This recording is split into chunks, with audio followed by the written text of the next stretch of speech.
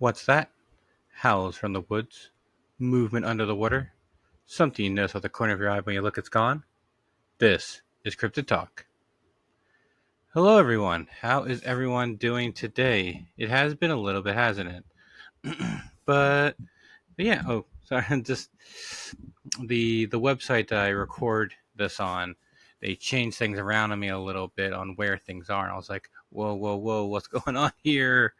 Where's this thing? But normally the time for the how I guess the time for the recording is normally at the bottom where the stop play button is, but it's actually at the top. So I'm just noticing this now. But yeah, so it's been a little bit, especially in like the last. I know there's been some gaps between the last ones, and I'm also being a little bit farther away from my mic, just seeing how that works. Cause sometimes I feel like I'm gonna come out a little loud. So hopefully this sounds good like this. Level wise, it should be fine. But yeah, so trying to looking for a new job, start a new job, and everything like that. Things have just been a little hectic lately and stuff like that. But now that I've got a new job and everything, hopefully things should start leveling out a bit better, and hopefully now we should be able to start having episodes coming out at the new times of every Saturday at 10 a.m. This one might come out early, and then the next episode will be on the Saturday. So we'll see. I'll see if I come up with something good between now when I'm recording this and the next one. So just keep your eyes peeled. Make sure you're following the Facebook page and everything like that. Facebook.com/Cryptid Talk and YouTube. Obviously, YouTube. Follow that stuff there for any updates and all the other fun stuff. Um, I guess cryptidy wise for me, nothing much is going on. I've got my BFRO expedition in June, so looking forward to that. So obviously when that comes up, obviously I'll report back to see if anything happens, and we'll kind of just go from there when time comes. Um, Anything else? I don't think so. Um. I guess the only little update I guess I can give is for the parent for the Bigfoot Paranormal Festival in Central Pennsylvania that I was at last year in Elysburg, Pennsylvania. It's actually been moved now to a new. It's a little bit farther away. I have to turn my notebook over because how my notebook is right now, how far it is into the book, I'm actually gonna have to run out. I have to use something a new notebook in the near future. I'll give you a second. While I'm getting though, it's actually going to be in a mall this year.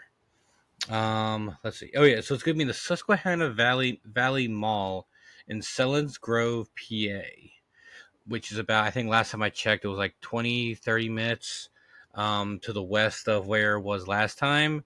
So that's where it's going to be this year. It's going to be indoors. Um, I have no idea how how the layout's gonna be.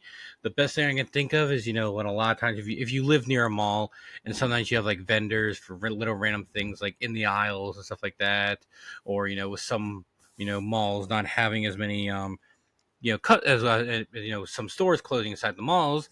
Maybe some places are getting maybe a little of the smaller stores inside. A bunch of unknowns, that's for sure. But they unveiled this information over the past like month and everything, so it's gonna be interesting. We won't have to deal with weather, it being too hot or rain and stuff like that.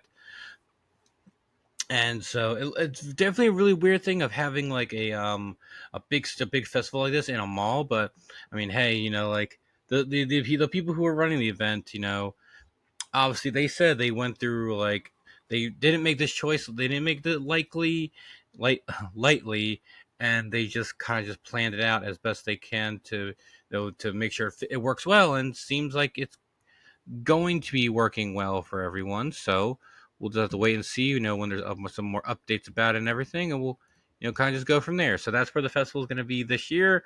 Hopefully, if you were there last year, you can come again. If not, this is your first time hearing about this. Hopefully, you can come this year. It was minus the rain near the end of the event. The event was fantastic. It was a lot of fun. I wore my Bigfoot costume for the last like couple of 2-3 hours of the event, and the moment I put the costume on, people were just lining up to take pictures with me. So it went really well. It was a lot of good. It was a fun, good time. So hey, be sure you come to this one. If you follow their Facebook page and follow their website, and just keep up updates for the event. It's gonna be a good one again this year. So especially with it indoors, just overall, just a good idea. But hopefully it does work out. But we'll have to wait until August till then, because actually, I'm a big dummy. I didn't say exactly when. And is August, not August 9th. It is. So if you haven't already, like plan to be there, because it's gonna be a fun time. I'd definitely say for sure.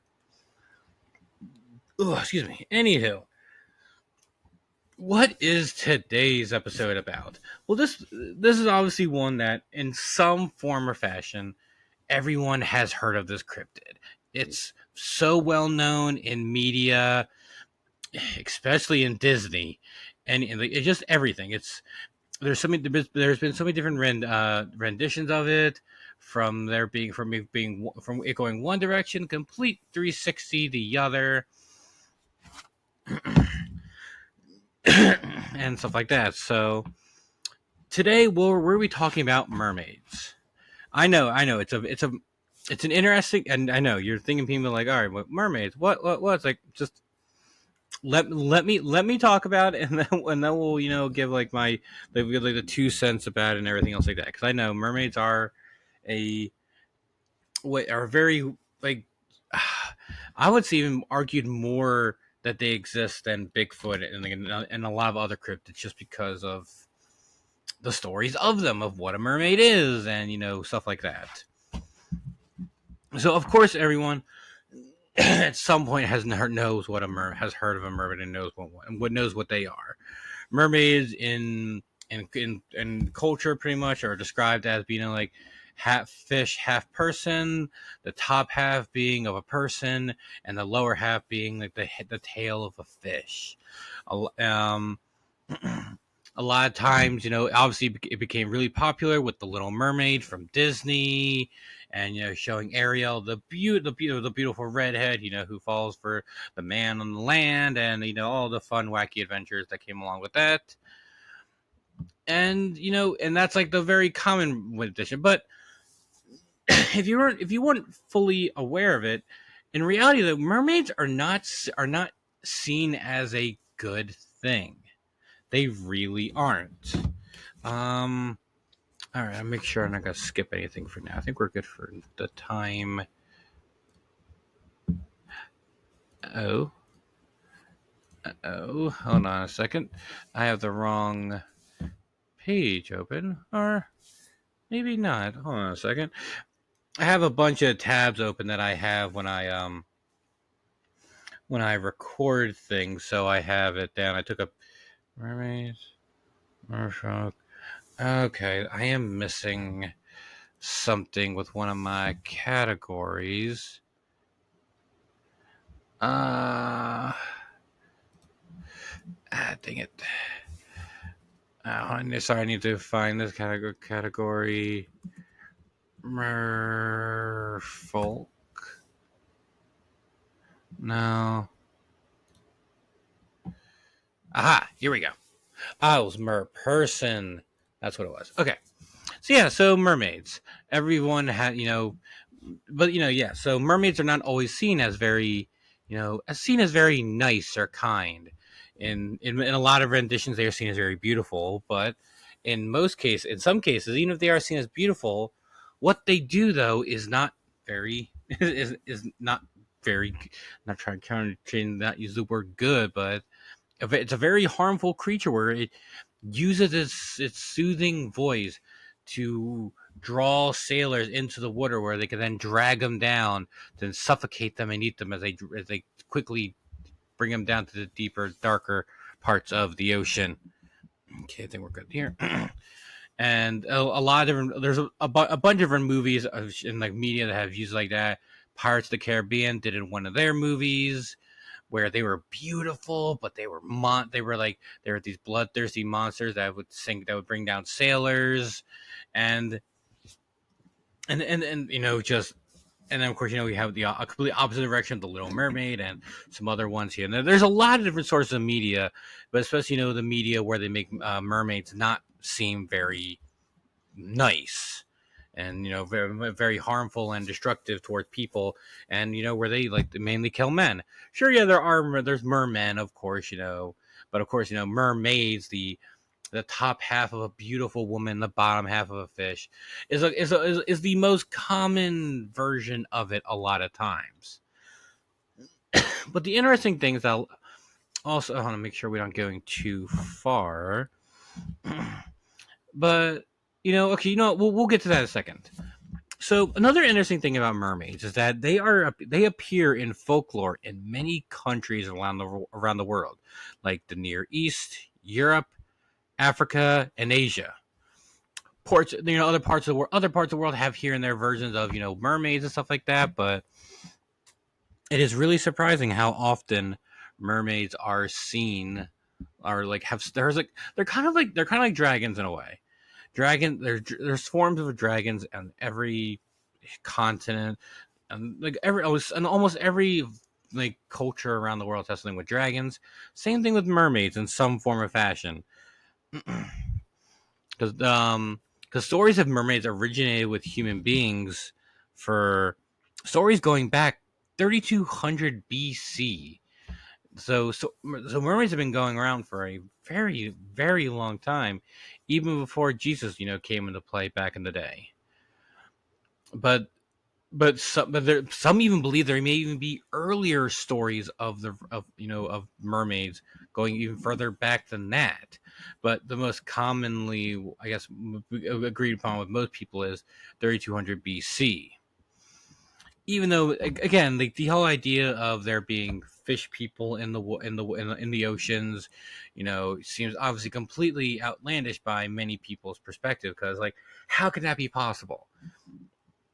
I mean, sure, I get to the fact that for many people, we go by, science and, the scientific theory and evidence, fossil records, all these other things. Completely get that. But there are still many things, especially in our oceans.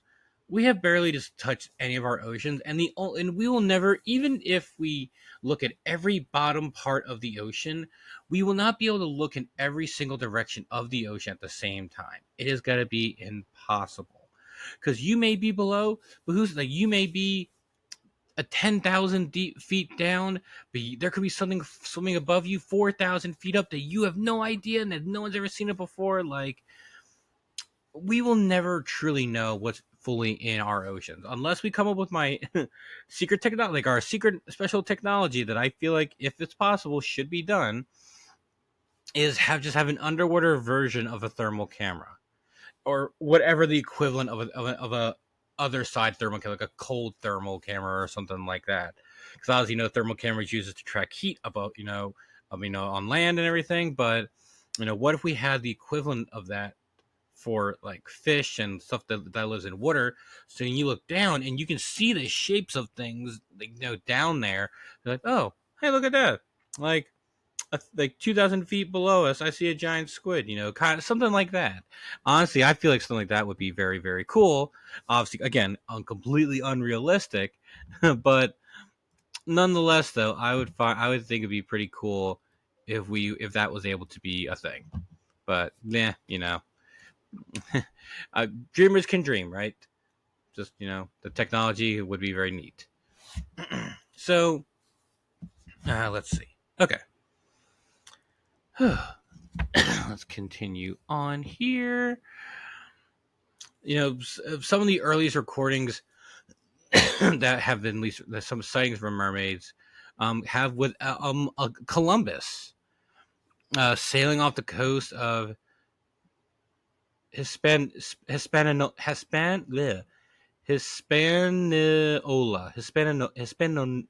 Wow, that is a Hispaniola. Hispaniola. Oh god, even as an adult, that's still not easy for me in some way. And you might be thinking, huh? What is what's that? Oh, this was actually before. Interesting. Okay. Nope. Okay, so oh, what is?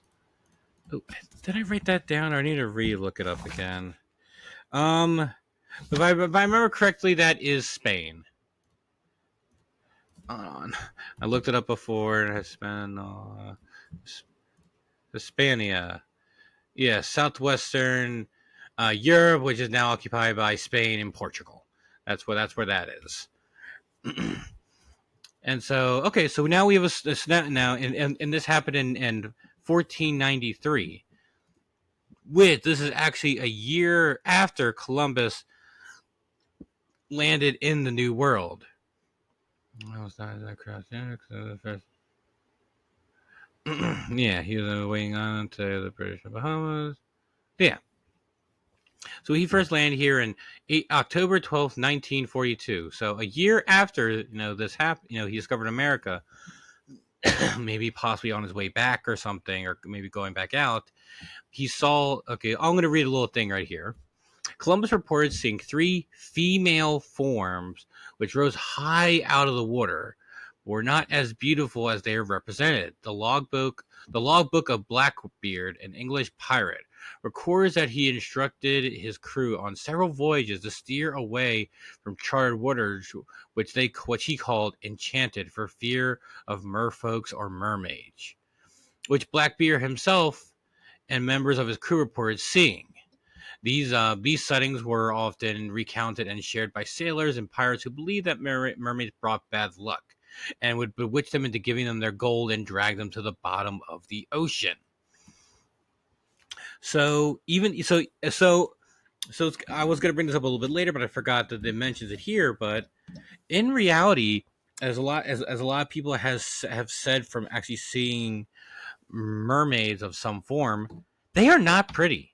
They are not pretty at all. A lot of stories depict them as being very ugly and gross looking. And like a lot of these, like the amount of videos I've seen of mermaids are so hard to tell if they're fake. Some of them are pretty legit, but they could just be like someone in some sort of suit, doing whatever kind of thing. But yeah, mermaids are not pretty. A lot of cultures and stuff like that have them like have being all like all beautiful and enchanting, but a lot of times they're kind of we won't go there yet, but they just have them as these gross fish like people that soothe people into the water with their soothing voices of their siren calls. We'll get the difference between sirens and mermaids in a little bit, because I was curious about that when I was getting ready for this. Let me mermaid and shy ranch. Nope, I guess there's a movie. Mermaids compared to sirens. Uh okay. Okay. Whew. So interesting enough that even back these days, a very famous pirate like Blackbeard was even scared of mermaids just because what he's seen them being able to do. Now it's very interesting that we look at uh I did write that guy. Okay. Okay, we'll get to that in a little bit. But it's very interesting that he looked at them and as saying that they had three female forms, obviously meaning that the top halves of them were women in most cases with nothing on. A lot of these stories of mermaids, when they see them, are not showing them having little seashells on their chests or anything like that. Like they have like nothing on it, but again, they're very ugly looking, which is very interesting. I guess and obviously for Disney, they can't have a Little Mermaid movie of a very ugly mermaid. Like obviously, the person, the main character would not be interested in the mermaid at all. So they obviously have to change her, make her all beautiful and everything like that. Obviously, of course, for being a kids movie and stuff like that. So, so when they said they were, as they rose high out of the water, and I know I have looked at this at some point. Um, let's see. Um, Seals around. Well, we won't get into this. Okay. So yeah, so it's very interesting because obviously showing that they weren't seeing men, they were seeing females in a way, which is very interesting that described them as female forms. It kind of goes back to an argument of the doing the verification. I guess the oh God, I can't think of the word for it. I guess just confirming the validity. There we go, the validity of the Parasite and Gimlin footage, being that the fact that when you look at it closely, that the Bigfoot Patty in the video is a female because there are breasts.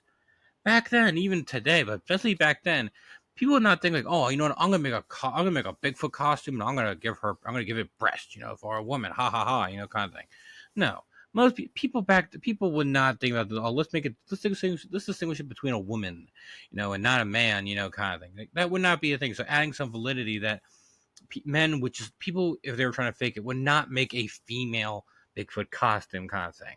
So kind of an interesting thing now, when Christopher Columbus reported this, he's saying they're female forms, that he could clearly tell they were women. So probably, having long hair and breasts, and not saying they were pretty, but at least they had long hair showing off that they were, that they were women. Did I do that? Okay, no. Okay, that's till later. Okay. So, but yeah, so very interesting. Of course, like sailors, some of the most suspicious people in the world are sailors and fishermen. So pretty much anyone that does any sort of work like that along bodies of water, the river, the ocean, or lakes, or whatever, are very superstitious. And the fact that they are like a pirate as fierce as Blackbeard, probably one of the most feared pirates in all of history, was said, like, stay away from the enchanted waters. We don't encounter these merfolk, like, truly meant that there was some sort of fear between them. Now, I don't want to get too far into it yet. Um, should I mention this now or should I mention it later, kind of thing? So, okay, we'll mention a little bit, but we won't get too deep into it yet. But so it adds a little bit something interesting that obviously, I don't know for sure how long Blackbeard was sailing when he, first came on to these mermaids. Has he been sailing for a while and is pretty familiar with a lot of different animals, a lot of these areas? Obviously, not perfect compared to what we could, how much more knowledge we have today. But did he sail enough to be able to know, like, oh, I know that animal, I know that animal, I know that animal, kind of thing. So the chance that he, let's say he is well versed in a lot of animals that are pretty common, and and when he's saying he saw these things and they terrified him enough to not, sail through those enchanted waters, means that he saw something that did scare him. Something along those lines. So I'm like, huh, okay. So again, like, did he truly really did see mermaid, or did he misidentify it for something else, for an animal that he just seen for the first time? Obviously, of course, there. I keep going back to Bigfoot for this because it's a very interesting thing that a lot of people who have yeah, I would say that a lot of people who have seen Bigfoot, just seen it. Bigfoot didn't do anything to them, didn't roar at them, just either walked or stood there for a moment and then moved.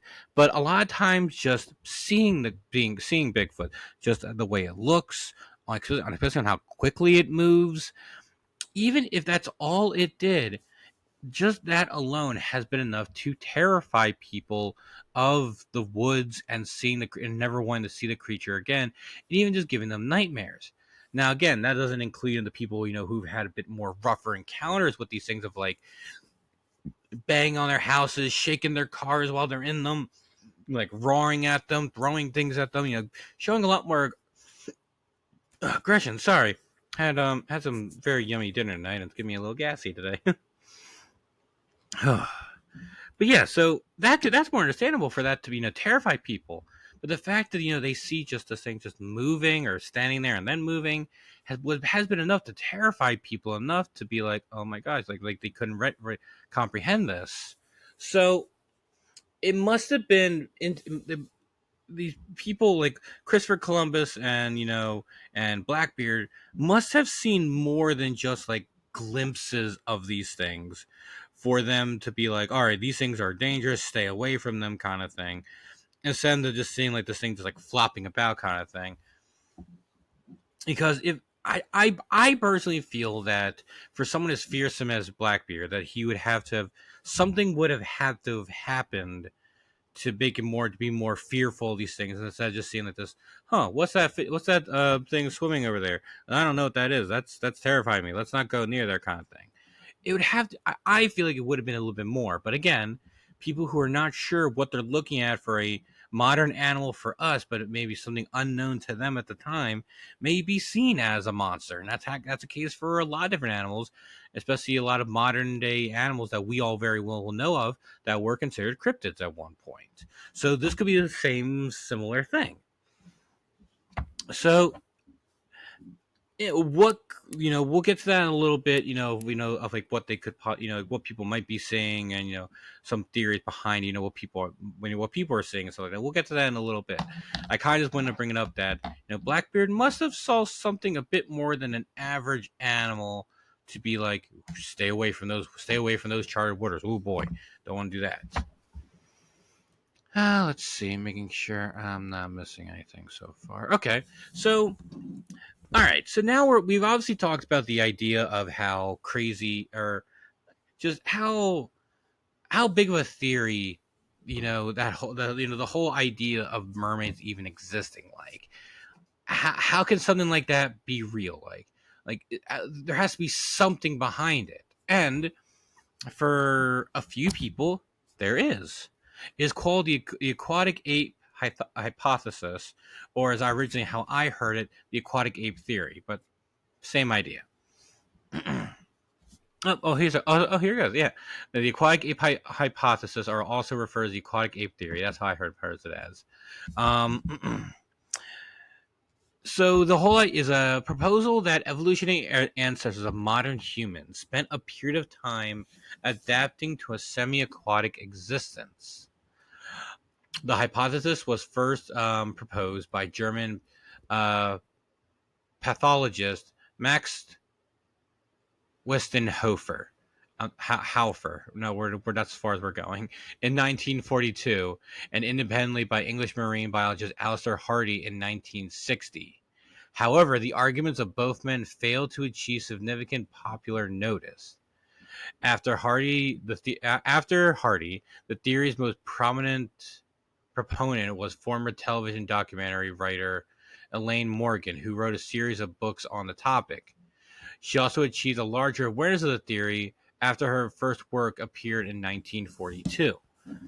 So before we go any further with that, pretty much what that means is that if it wasn't as self-explanatory enough as it is, that that somewhere in humans evolution, or in like bipedal humanoid evolution, that somewhere some ancestors of ours evolved to have like semi-aquatic life, of being able to survive pretty well in water, but also on land. So pretty much kind of like an amphibian in a way. Because the other, like, we'll get to it. We'll get to the theories behind that in a little bit. How are we doing on time? Wow, we're actually doing really good. Awesome possum. Okay, so we're actually I'm actually gonna do a pretty easy one right now. So look at your hand. Bring up your hand right now. You can either have it facing away from you, or actually no, yeah. have your hand, facing away from you. Have your hand turned so you're looking at the back of your hand. So if you, it's not really prominent on us, but we do have little bits of webbing between our fingers. So it's a little bit more prominent on between your thumb and your pointer finger. You've got that little skin right there that's kind of like just like right there kind of thing. And then if you push down, you can like there's some skin there. You push down, and then there's the bone. It's not as prominent on the other ones, but same idea. You can push them down. There's a little bit of webbing there, not as much. And so, what is this webbing? What is this webbing here for? Well, that's the kind of thing that helps us swim, because the more propulsion we have, the easier it is to us for to move through water and faster and stuff like that. So now imagine, if you've ever seen, gosh, like, oh, the beast from the Black Lagoon. If you ever look at the picture of that thing and look at its hands, like all like the webbing along its hands, just imagine that. So the theory was that humans would have evolved to have these much more webbing between our fingers to help make us swim through water much faster than the very little bit that we have now, because we evolved where we don't need them like that. And they we need them just a little bit just to do normal swimming, but nothing crazy where we need them to literally depend on living in water. So interesting. If you've never really noticed that, but that's why we, or that's why we have them right there to help us swim a little bit better. Okay, so some evidence and claims of the theory. Hairlessness. Quote, Morgan claimed that relatively hairless skin of humans was due to comparable adaptations in aquatic mammals and land-dwelling mammals that have had aquatic ancestors, as well as those currently spend much of their time in wet conditions. and what body hair humans do have follow the flow of water over the body. So what body hair humans do have follow. So it's kind of like if you've ever seen like people who are professional swimmers, like they wear they have the caps over the hair, they shave their body so they have no hair, so like less resistance, kind of thing.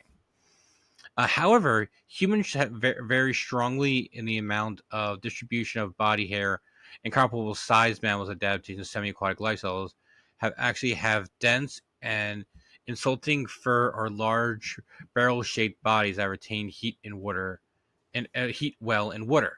Hairlessness is only an advantage for aquatic animals such as males, dolphins that have spent millions of years adapting to aquatic lifestyles involving diving, fast swimming, and migration over long distances, such as animals shown considerable skeletal cardiovascular adaptations to the aquatic environment. I know, a lot to take in there, a lot of big old fancy science words and stuff like that. But so they're pretty much saying, and I could be wrong, but I'm going to try to simplify a little bit. The fact that we evolved to where we are not fully hairless, but not fully covered in hair, means that somehow maybe some of our ancestors at some point adapted to this, but some did not and became more land dwelling. So we kind of have the mostly like most people, especially men, have hair on almost every part of their body in some form or fashion. May not be as heavy as others, but almost every part of our hand, minus the front of our hands that have no hair. Even the backs of our hands have a little bit of hair, and parts of the face and stuff like that. So that pretty much means that shows that like we were like maybe possibly we were at some point like a little bit, but after some time of divulging from that in evolution, we evolved to what we are to what we have today. Okay, here we go. So next one, descended larynx. The human larynx is situated in the throat rather than the nasal cavity, a feature that is shared by some aquatic mammals who use it to close off the trachea while diving. It also facilitates taking large breaths of air upon surfacing. So again, I am not the most scientific person. Um, hold on, I just gotta confirm what a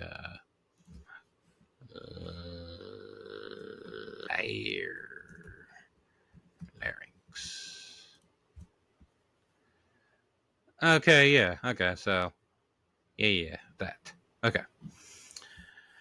So here's the situated in the throat rather than the nasal cavity. So pretty much, I, I guess that's pretty like self-explanatory. I'm not sure how much more I can add to that, but pretty being self-explanatory as it is there. That a feature that's showed by some aquatic mammals, so have it down there instead of having it, up higher, showing that that in some way it was that adaptation or evolution had it so that we would be able to be in water for an amount of time. Some other possible evidence is that as well. Brain complexity and chemicals required. Okay. Um, let's see. Developing. Yeah, just look at this one's a lot. This one's interesting. Babies can swim before walking. If you've ever seen or not, that babies within really early on, maybe within the first couple months, can learn how to swim pretty quickly before their first birthday. It's just a natural thing to them. It is pointed out that the Vernix Kisua, oh boy, a cheesy varnish coating the skin of newborn babies, apart from humans so far, has only been observed on the pups of a few aquatic mammals, such as harbor seals.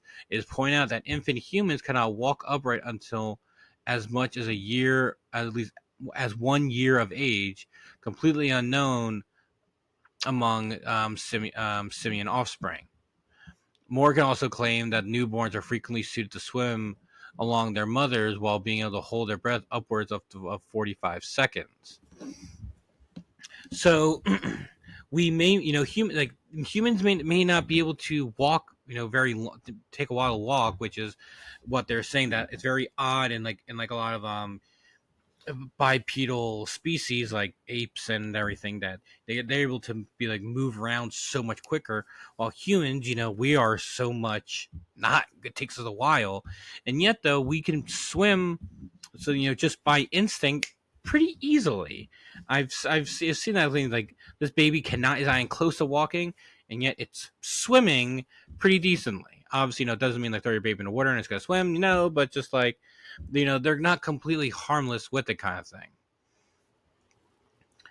So yeah, so it's a very interesting theory that obviously, again, not a lot of people in the scientific community, obviously support, just in how outlandish it is sounding to a lot of them. But I mean, sure, there may not be a lot of evidence to truly support it compared to other things, but definitely something that can't be ignored, especially more, especially with the slight webbing in our hands. That's definitely telling us something for sure.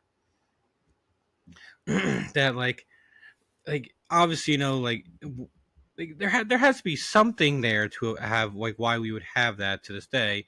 But of course, it's but let's say if that theory is true, when did it happen? When in all of evolution did this separation happen?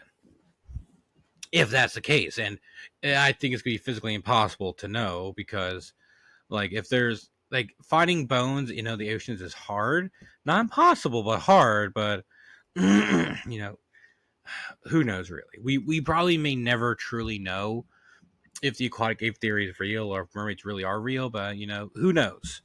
That's why we're here today. It's the fun of it. And I definitely can't, oh, crackers.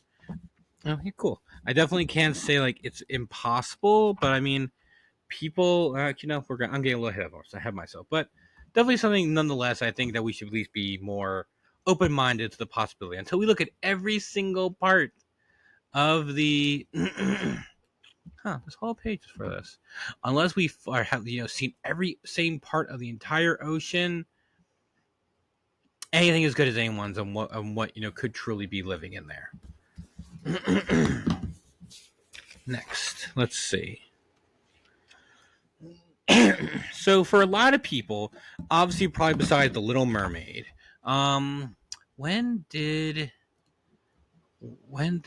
here we go. When did this happen? So let's see. The original one exhibited but lost. Okay. So let's see. Because obviously, for most people, their first view of the mermaid was actually the Fiji's mermaid. Was presented as the mummified body of a creature that supposedly half mammal and half fish. Very traditional. Again, a lot of mermaid stories. Itchy nose, sorry, but but it wasn't also very big if I remember. It was pretty small. It's kind of like a child size or something like that. Let's see. All right, so here we go. The original exhibit was shown around the U.S., but lost in the 1860s when the Burnham's Museum caught fire. The exhibit has since been acquired by Harvard University, and is currently housed in the museum's attic storage area. So so this is presented to a bunch of people of showing what looks like a mermaid, like a half, like a half of some sort of humanoid thing, and the other half of a bottom half of a fish.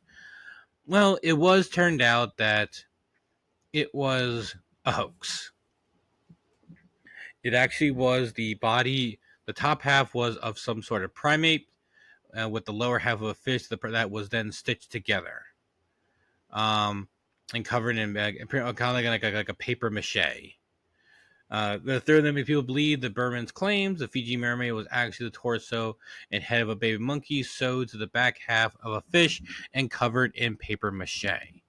So, of course, stuff like this that man, yeah. So yeah, stories like this that then added anything else after that of like anything else story involving the mermaids being like, oh, okay, it's all fake then. Like this guy tried faking all these years ago.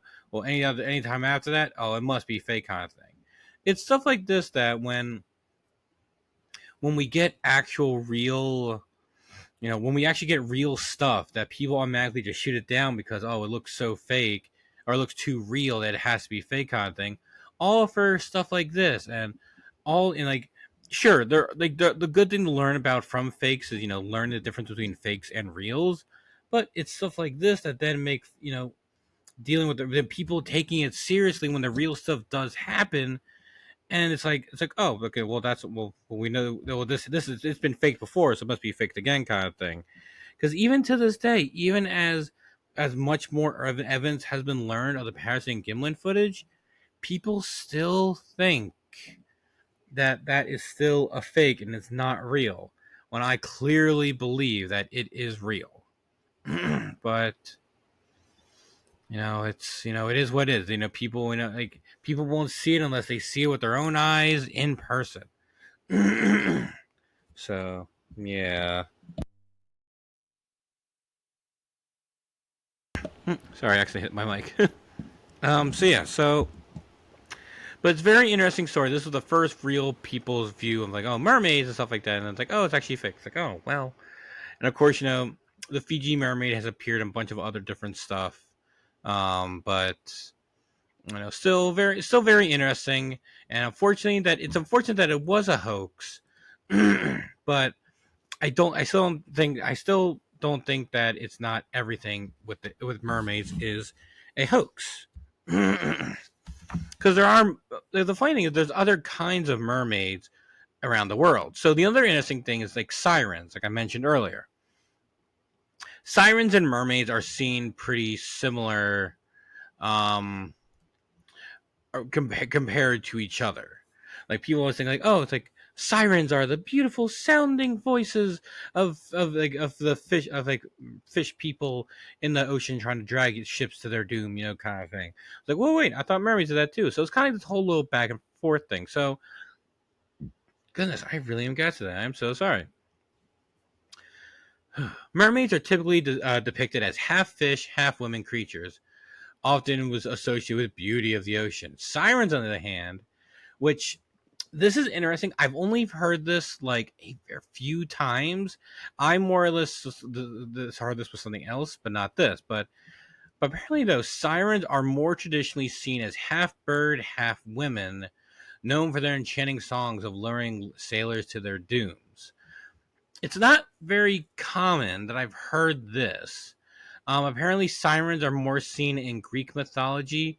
With the head and upper torso of a woman, the lower halves of wings of birds and stuff like that, which is pretty interesting, leading towards that's also very descriptive depiction of what of harpies. Harpies are pretty much described as top half of women, bottom halves of birds, but with but in wings.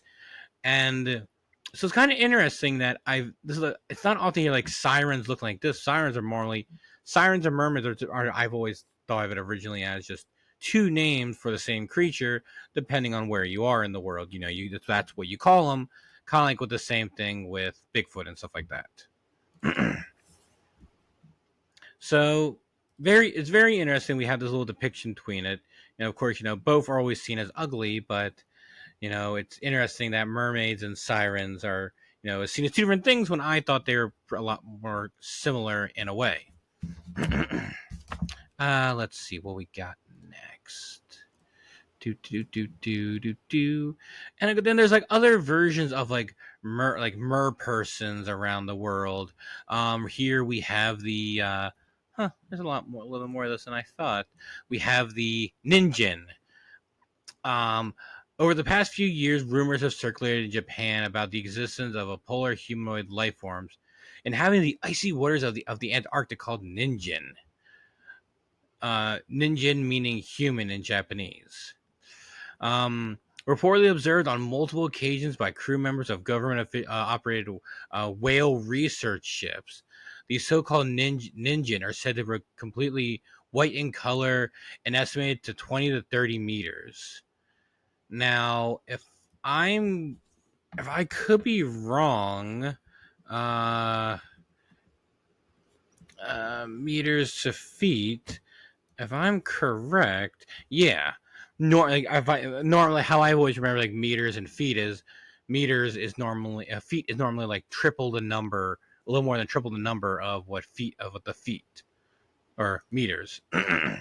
So that people are saying that they're saying this thing from 60 to like 90 to 100 feet long. So these things are apparently pretty big, not just a little humanoid size, mermaid that people see them as. And these pale white creatures. I've seen some posted like videos, but none of them have been ever really good. So I'm pretty sure, as far as I'm aware, there's no like physical evidence of these creatures. But enough people have seen them, and it is also could be possible that they could be misidentifying them as pieces of like other things. But like again, we haven't seen every part of the ocean. We never will. So the chances there being new things discovered all the time is probably gonna happen, and I wouldn't be surprised. Now, maybe for all these different like merfolk that we see around the world, we have the ninjin, the bawa aku. Did I say that thing correctly? I don't know, some weird creature thing. Mud mermaids. Now I'm gonna try that one. Sea monks, mermaids, Asian mermaids. So, and so many others. There's so many other different things of like mermaids and stuff like that all over the world. So maybe it's like maybe it's kind of like a Bigfoot thing. Maybe there's like different species of mermaids, all around the world, and obviously parts of the world call them the different things. Because that's just people know them as same as all different species of Bigfoot around the world as well. So, okay. So before we even get to that, so what do we think that's what do we think this if let's say mermaids are not real, or mermaids are real but some of these are being misidentified as, what could people be misidentifying these creatures as? Well, one of the most common theories of where of what is being misidentified for mermaids are dugongs. And if you are not familiar with what dugongs are pretty much like a skinnier, longer version of manatees. Even though manatees do not live anywhere near, or dugongs don't live anywhere near manatees. They are like you can consider manatees being like the remember the parts of the oceans, the Atlantic cousin, while dugongs are the Pacific cousin. They are more in the Pacific Ocean and everything. They seem to be on the east coast of Africa, even into Africa more, southern tip of Asia, all around Japan. Actually, no, Japan's actually north. So south of China and into Indonesia and New Guinea and the northern part of Australia. So they all seem to be here again. Nowhere near manatees, but so manatee dugongs can be from 7 to 11 feet long and can go from 500 to 925 pounds. So not bad honestly for something that's pretty like seen as like a kind of like a gentle giant compared to like the same as like manatees. Um, so it's interesting. We're actually going to go back a little bit. So obviously, of course, I've always known for a very long time that one of the biggest thoughts of what people were seeing were just manatees.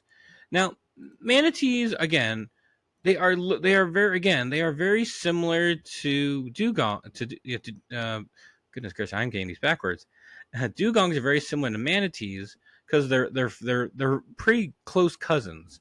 Their faces are very similar. So obviously, if you know what a manatee looks like, a dugong is going to be pretty similar. They are not pretty. So maybe these are the things that are showing off like the ugly versions of them. But like they do have like they do have like flippers in the front of them.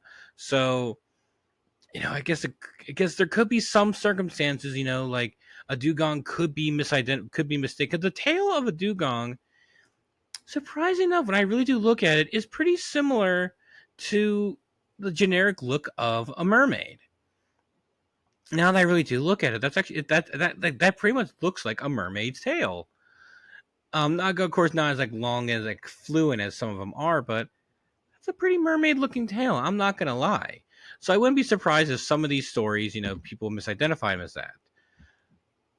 What's interesting though, because we're gonna rewind a little bit back to when we were talking about Christopher Columbus earlier. So he said that he saw a possible mermaid around Spain. Like, okay, no, let's go to Google Maps real quick and let's go all the way. Let's go over to our lovely little place of Spain. So okay, here's Spain. So now it's hard to say which part of Spain was he in. Was it where were they on the west part of it? In the North Atlantic Ocean, or in the east part in the. Come on, I'm trying to zoom and get a better thing. Thiherian Sea, Hinian Sea, something like that. So like or the here we go, or the Albaran Sea, like I don't know exactly where, but regardless though, in in any of these areas where we possibly could have seen it, there aren't any dugongs known to live there. Let's see. Oop, there we go. At one point though, dugongs did live in the Mediterranean Sea, which is not far, which isn't very far off. Mediterranean Sea is right there. Is not that unrealistic for maybe if they lived in the Mediterranean Sea to maybe to swim around there, and maybe they were possibly seen. But now whether or not they were seen in the Atlantic Ocean, I don't know. Again, I don't know what sea Christopher Columbus was in when he saw the possible mermaid. So the chance of it being misidentified as a dugong is possible. It's not zero, but it's not impossible that that could have happened. But even then, though, that the chances of it being a dugong though are very, very unlikely, because I think dugongs um, went extinct in the Mediterranean. Let's see if I can find it. That's what I want. Distribution Persian Gulf, Australia, Southeast Asia, North Pacific. Yeah, they don't really seem to be very common there, kind of thing. So it's pretty interesting in that So there's a slight chance, but not impossible. But so yeah, and then another interesting theory that I wanted to look into is that they said that they saw these creatures like popping out, like launching themselves over the water, or at least like a good portion of it, enough to at least see the top half and maybe start seeing the lower half of it. Well, so I want to look up, like, can dugongs leap out of the water? Because for something to do that, you need to have a pretty strong, body to be able to make that happen. It's like, no. Dugongs generally do not leap out of the water, like other marine mammals like sharks and dolphins. While they can service the breathing, now again, that is a little of a weird one because sharks and dolphins can leap out of the water, some of them, so that's a little bit weird depiction of it. But while others say they service the breathe and navigate, they do not engage in breaching behavior. So okay, so they don't really seem to be light, don't seem to launch themselves out of the water.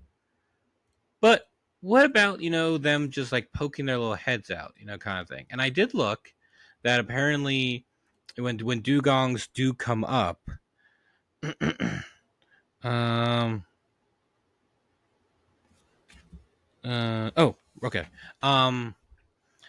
That they come up, if they ever do come up for air, they kind of bring up their heads a little bit, so you really only see like the tops of their heads, and maybe not the tops, but you probably just only see the head, and they probably just go back under.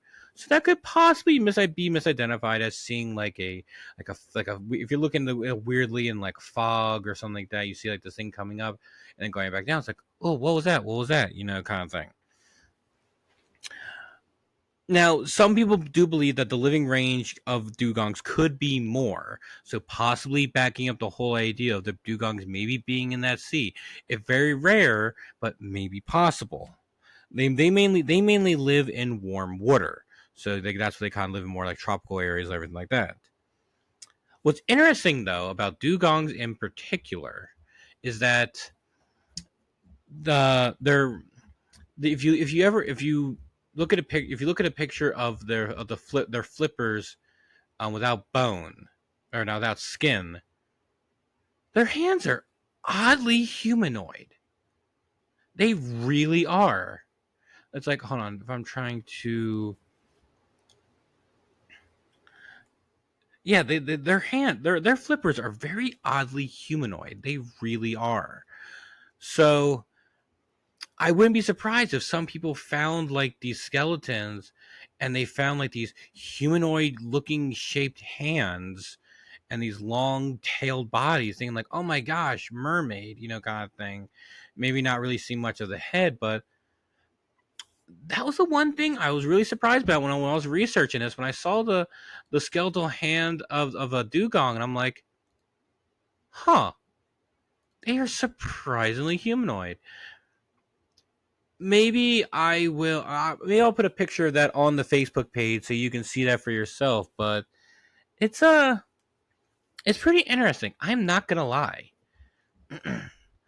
Yeah, that is, again, it's not perfect, but they have 5 digits, and the one looks pretty like a hand. It's pretty crazy. That honestly really did surprise me. Now, okay. Now, what about other sea mammals? Well, a lot of these areas where some of these sightings have been seen, there are species of seals that do live there. One possible thing especially around Spain, include the Mediterranean monk seal and gray seal. So there are seal species that do live around there. Now again, seals, obviously pretty much like the puppies of the sea and everything like that. But but yeah, so if for people who are not used to seeing them around, especially at first, they may misidentify them as some sort of mermaid like creature or something like that. Kind of hard to tell though, because a lot of times like seals like to poke their little heads out, and normally you can kind of tell that it's a seal. But again, if you're not fully aware of what you're seeing, misidentifications of it could be possible.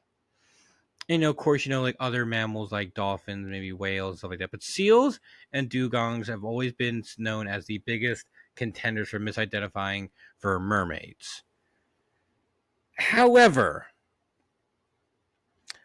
but even before that, and then the other thing, which doesn't help in the case of these things, is that there were mermaid shows, two of them, I believe, on Animal Planet years ago. And again, there's another one of those cases that I didn't notice that these things that it was like, like fake, in a way. And I was watching, I was like, oh my God, this is incredible. Like this footage, like this, you literally see a hand slap against the sub as it swims away, kind of thing. Like, I thought this was real, but it turns out, it's fake. Mockumentaries I've always despised though for those reasons, unless you clearly say in the beginning, warning, this is fake. This is made for entertainment purposes only, not real, not really, like something like that. But only they do it so small, or something like that. But so very interesting. Again, they're showing more like just like these strange creatures. However, what does that mean? What does that entail for mermaids in general? What do I think? I believe they're mermaids of some sort or whatever they are do exist. There is a video I've seen of a guy, I guess, on like some boat out in the middle of the ocean, and you see these things swimming along it, like these very weird, strange shaped things. But you also hear like this, or like some sort of like singing or humming coming from the ocean, and it's pretty like I've watched the video, I've listened to it. There is some sort of like tune or song or something being played out in the ocean. Now, of course, the person recording this, doesn't like get like hypnotized by it or whatever, but like he's hearing, he's like, whoa, you guys hearing this? And you see these things like swimming along the boat sometimes, and there's videos that I've seen that are pretty compelling in my opinion. I really do. And to where hold on a second. To where people are like, okay, definitely can't really seem to question that in a way of, like definitely seems pretty interesting, I gotta say, of like some of these like scene, like you see this person driving a boat at night and behind them you see what looks like the strange like humanoid creature like swimming along it, and like you kind of see like kind of like do this little fish thing jump out of the water like a dolphin would or stuff like that. Other videos, other stories of people saying that they've taken some of their friends or seen like faces under the water that was not theirs, and like these humanoid you know bodies under the water. There's even some stories of people saying like these aquatic humanoid creatures, but like look like a full body of a human, legs and all, but like just swim really fast and look like crazy, and like these crazy like fish reptile like creatures. And who knows like if they're all how well similar they are to each other or whatever, but it's definitely something interesting. But I can definitely say for sure that there definitely is something. What exactly they are, I don't know. Is it something with the aquatic ape theory? Is it something else? Like if they truly are real, like where did they come from? Like they obviously have to have came from somewhere. Is this just another one of those species that has been here all along, and we just haven't figured it out yet, kind of like Bigfoot and other cryptids like that. So whether or not what they truly are, I don't know. But I do believe that there is something, whether or not they're mermaids or something else, there are things going on in our oceans that have some mysterious humanoid fish, half humanoid beings living in it. And whether or not there's something that we know, or like something that misidentified or something brand new, I don't know, but there's definitely something. And we can hopefully someday we can figure it out. Probably not, because figuring things out in ocean is very, very, very hard, and a lot harder than and than finding things on land. That's for sure. Because I feel like we will probably find everything on land long before we even get anywhere close to finding everything in the ocean. But that's it. That's it for mermaids. I truly do think there's something going on. What exactly? I don't know. I can't even make a guess on what I believe they are, but there's something. People are hearing something. People are seeing something, and hopefully, we don't have to. They don't. They aren't. They're obviously, maybe some of these missing people on boats and stuff like that in the oceans are up to or something like that. But I don't know. But it's interesting nonetheless. I definitely think it's something that at least need to be a little bit. We need to be a little bit more open minded about the possibility until we can scan every part of the ocean and all at once. What lives down there is up for grabs for anyone else. But I hope you all enjoyed this one. I am working on setting up our next guest. So hopefully you'll be excited and stay tuned for that. Because if I can get to work, it's gonna be a good one. It's gonna be a real good guest. And yeah, I hopefully you learned something new today. If you or a friend has seen anything, make sure you email me. Tell me about it. CryptidTalk91 at AOL.com. And of course, if you haven't already, follow the Facebook page, facebook.com/CryptidTalk. And of course, make sure with the YouTube channel, make sure you hit that subscribe button, like, share, comment, subscribe, all the normal YouTubey stuff kind of thing. And I hope you enjoyed this one. I hope you all learned something, and hopefully hope you had a fun time doing it, and hope everyone had a good Easter. And it's getting warmer out there, so hopefully you're all enjoying the nice weather if that is your thing. If not, you just like being inside and just being cozy and air conditioning. That works just as well too. But I hope everyone has a good day, and remember, keep your ears and eyes open for the creepiness in store, because you never know what you'll find outside of your door. This has been Cryptid Talk with Michael Mann. Have a good day, everyone. Stay safe. Love you all.